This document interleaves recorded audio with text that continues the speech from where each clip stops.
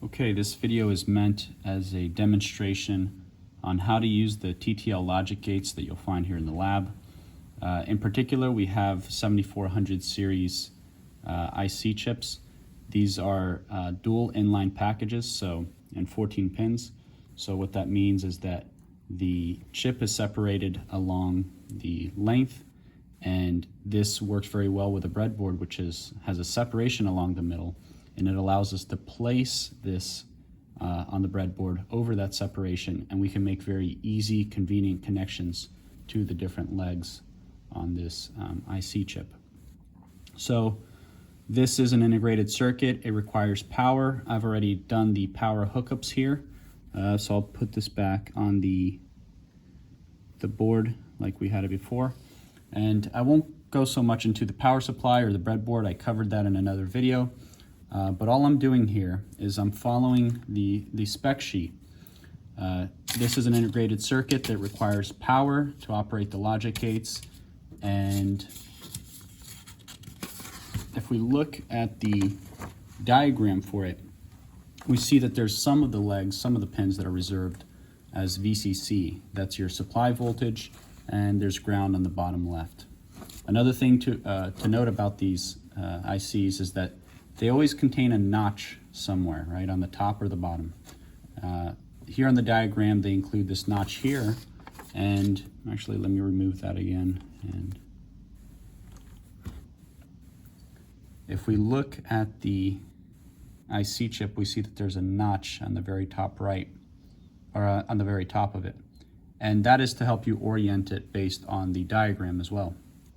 And the other thing to note is that there's going to be a number of values on these that are printed, but really the only one that matters is this bottom series of characters and numbers here, the SN74 LS04N. Okay, really, except for the 74 and the 04, those are all irrelevant. You have some logic gates that will say 74 HC08. That's actually what we have here in this second case. The HC doesn't really matter. They have slightly different ramp up times, and they may have slightly different specifications, but they're functionally equivalent. The logic gates will behave exactly the same. So the only thing that matters is that this is a 7400 series TTL logic gate, and that second set of numbers there, the 04, in this case it signifies that it's a hex inverter. So just to mention the other two that we have here, this is a 74 HC08 and a 74 LS32 on the right.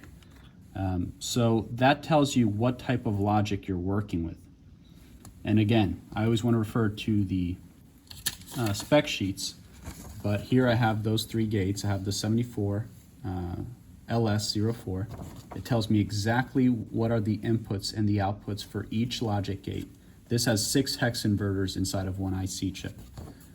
This is a quad 2-input AND gate, right? So I'm going to have 2 inputs corresponding to 1 output. And this is a quad 2-input OR gate. I won't get too much into the Boolean logic, but we know that logic gates operate on the basis of true or false, 0 or 1, high or low. However, whatever logic you want to use or nomenclature you want to use is fine, but basically that means that we have Boolean logic. It's either true or false, 0 or 1, high or low, and that's all we have. So just to get started on this, I already have the power supplied to each of these ICs. I have the connections made where it tells me to in the ground and VCC, and I'm going to be supplying 5 volts. The spec sheets will tell you what is the minimum and the maximum voltage. 5 volts is always appropriate, but it's going to be somewhere between 4.5 volts to 5.5 volts.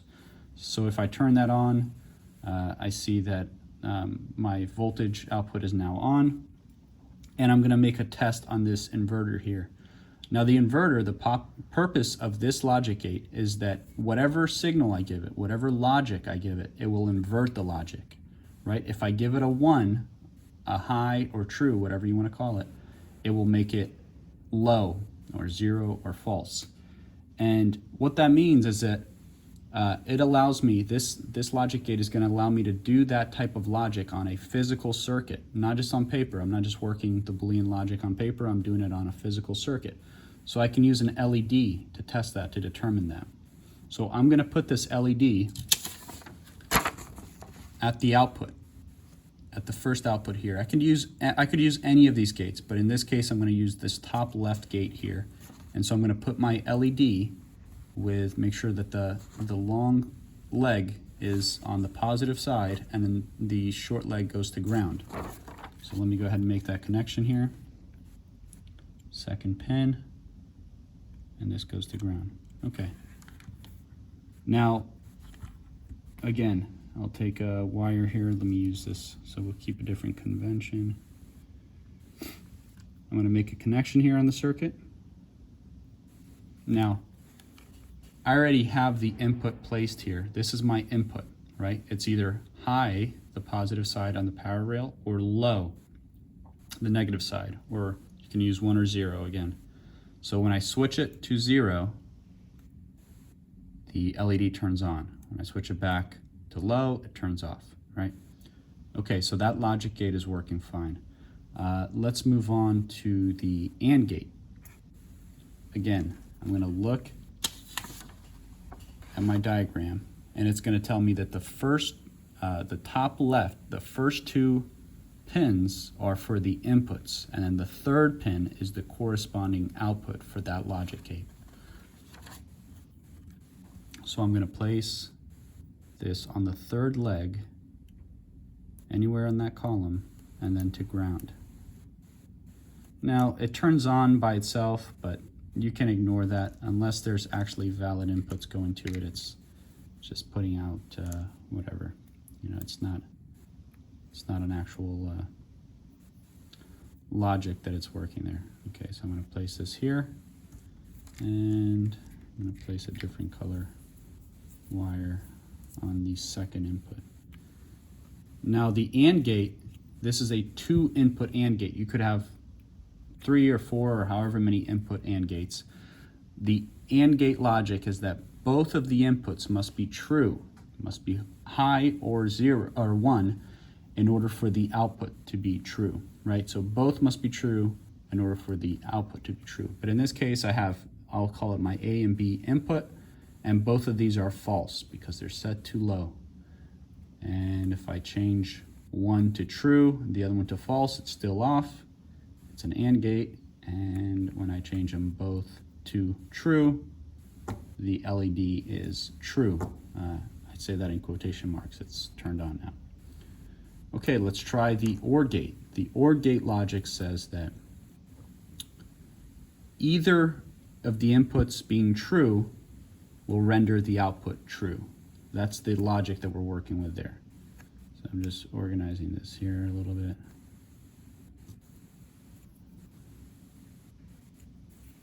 Okay, and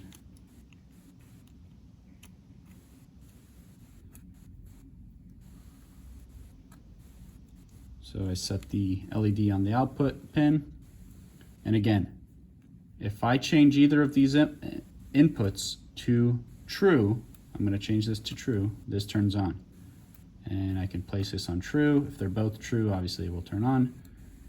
Go back to false on one, it's still on. Back to false on both, it turns off.